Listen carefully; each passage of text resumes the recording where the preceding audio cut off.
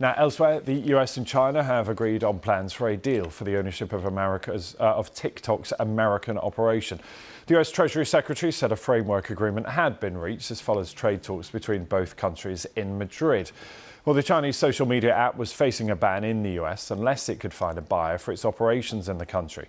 Well, the agreement is set to be finalised in a phone call between President Trump and President Xi on Friday. Our North America business correspondent Michelle Fleury has the latest now from New York. This is where dance videos and geopolitics collide.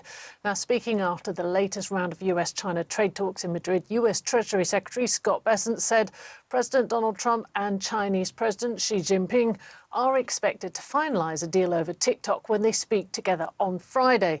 Details of the agreement, well, they remain limited. Mr. Bessent wouldn't say who the US buyer might be for the Chinese-owned app that now boasts over 170 million American users, only that a breakthrough had been made.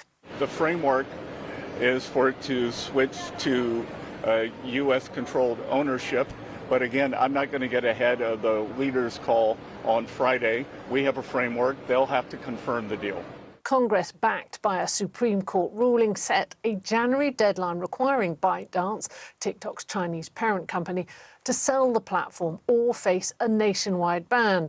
Now, Donald Trump has extended that deadline 3 times, and another extension is expected by Wednesday, or Americans could lose access to the video sharing app.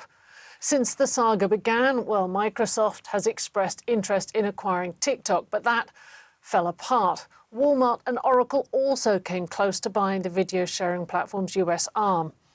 If a deal does go ahead, it will bring an end to this long-running saga, but many national security experts remain sceptical. They question whether any deal at this point would truly address the core concerns that prompted congressional intervention in the first place. Michelle Fleury there in New York. Some other stories we're following, and Japan's stock market has hit a fresh high in early trade on Tuesday, with the Nikkei 225 stock index breaking 45,000 for the first time in its history. Tokyo stocks have been rallying in the last week, buoyed by expectations of an interest rate cut in the US this week. Markets were closed on Monday in Japan for a holiday.